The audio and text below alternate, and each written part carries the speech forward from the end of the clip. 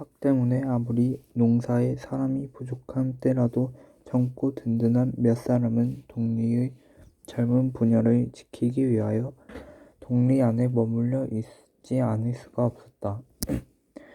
삭 때문에 부녀와 아이들은 아무리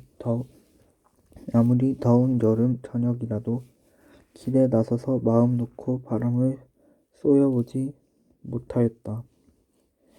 삭 때문에 동리에서는 닭에 가리며 도야지 우리를 지키기 위하여 밤을 새우지 않을 수가 없었다. 동리의 노인이며 젊은이들은 몇 번을 모여서 삭을 이 동리에서 내쫓기를 의논하였다.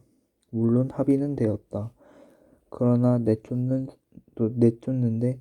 선착수할 사람이 없었다. 첨지가 선착수하면 뒤는 내 담당하마. 뒤는 걱정 말지 말고 형님 먼저 말해보시오. 제각기 삭에서 먼저 달려들기를 피하였다. 이리하여 동리에서는 합의는 되었으나 삭은 그냥 태연히 이 동리에 묵어있게 되었다. 며느년들이 조반이나 지었나? 손주놈들이 잠자리나 준비했나? 마치 그 동리의 모두가 자기의 집안일인 것 같이 삭은 마음대로 이 집 저 집을 드나들었다. 땡땡촌에서는 사람이라도 죽으면 반드시 조상 대신으로 살기나 죽지 않고 하는 한마디의 말을 잊지 않고 하였다. 누가 병이라도 나면 에이 이놈의 병 삭한테로 가거라고 하였다. 암종 누구든 삶을 동정하거나 사랑하는 사람이 없었다. 삭도 남의 동정이나 사랑은 벌써 단념한 사람이었다. 누가 자기에게 아무런 대접을 하든 탓하지 않았다. 보이는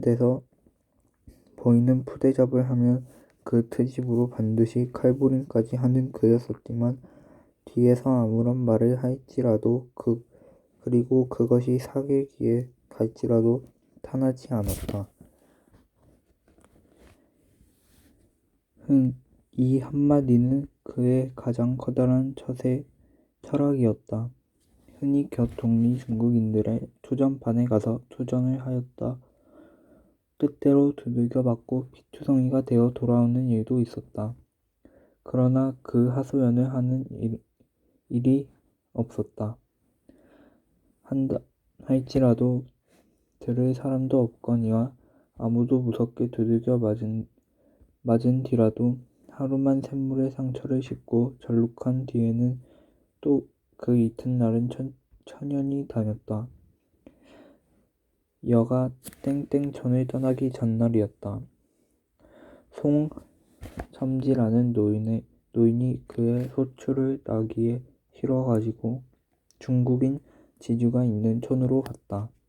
그러나 돌아올 때는 그는 송장이 되었다. 소출이 좋지 못하다고 두들겨 맞아서 부러져 꺾어진 송첨지는 나기 등에 몸이 결박되어서 겨우 땡땡촌으로 돌아왔다.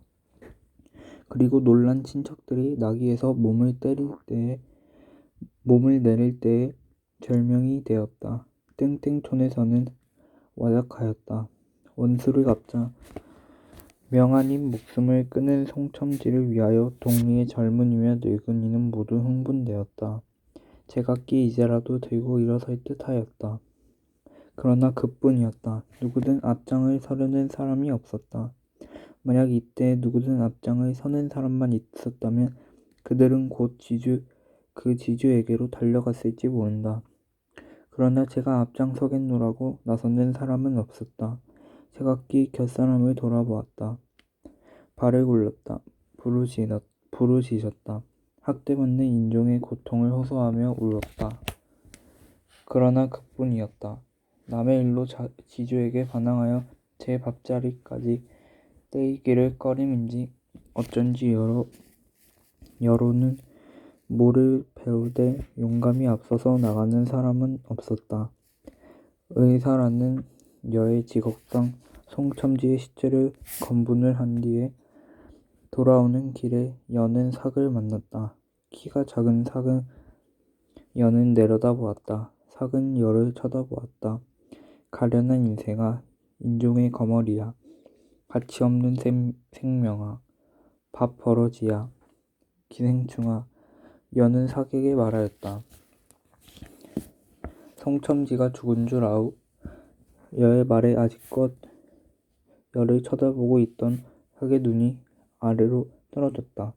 그리고 여가 발을 때려는 순간 얼핏 삭의 얼굴에 나타난 비창한 표정을 여는 넘길 수가 없었다. 고향을 떠난 만리 밖에서 학대받는 인종의 가엾음을 생각하고 그 밤은 여도 잠을 못 이루었다. 그 억분함을 호소할 곳도 못 가진 우리의 처지를 생각하고 여도 눈물을 금치 못하였다. 이튿날 아침이었다. 여를 깨우러 달려오는 사람의 소리에 여는 반사적으로 일어났다. 삭이 동구 밖에서 피투성이가 되어 죽어있다는 것이었다. 여는 삭이라는 말에 눈살을 찌푸렸다.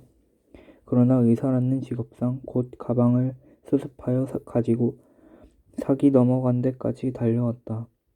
송첨지의 장례 때문에 모였던 사람 몇은 여의 뒤로 따라왔다. 여는 보았다. 삭이 허리가 기역자로 뒤로 구부러져 밭고랑 위에서 넘어져 있는 것을. 여는 달려가 보았다. 아직 약간 온기는 있었다. 이코.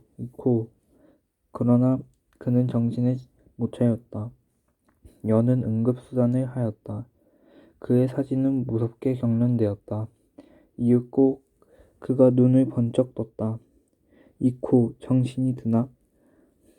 그는 여의 얼굴을 보았다. 끝이 없이 한참을 쳐다보았다. 그의 동자가 움직였다.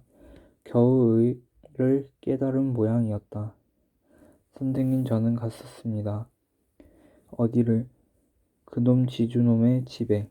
무얼? 여는 눈물이 나오려는 눈을 힘있게 닫았다. 그리고 덥석 그의 벌써 식어가는 손을 잡았다. 잠시 침묵이 계속되었다. 그의 사지에서는 무서운 경련이 끊임없이 일었다. 그것은 죽음의 경련이었다. 듣기 힘든 작은 그의 소리가 또 그의 입에서 나왔다. 선생님, 왜? 보고 싶어요. 전 뭐야? 뭐이?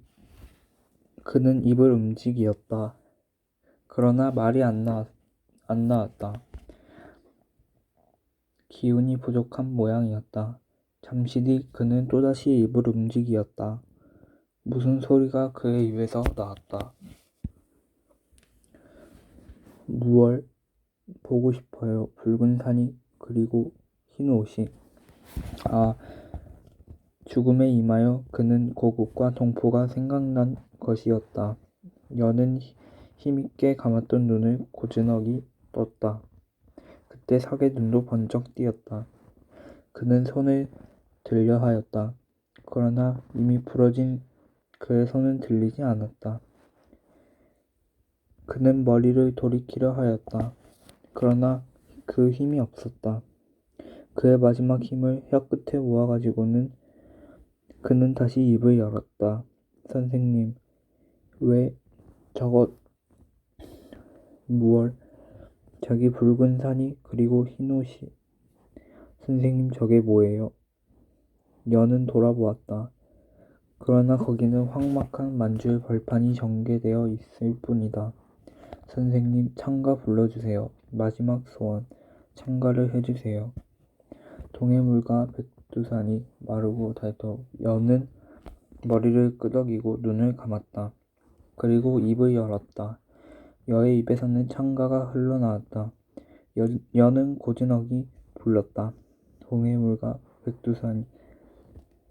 고즈넉이 부르는 여의 창가 소리에 뒤에 둘러섰던 다른 사람의 입에서도 숭엄한 코러스는 울려 나왔다.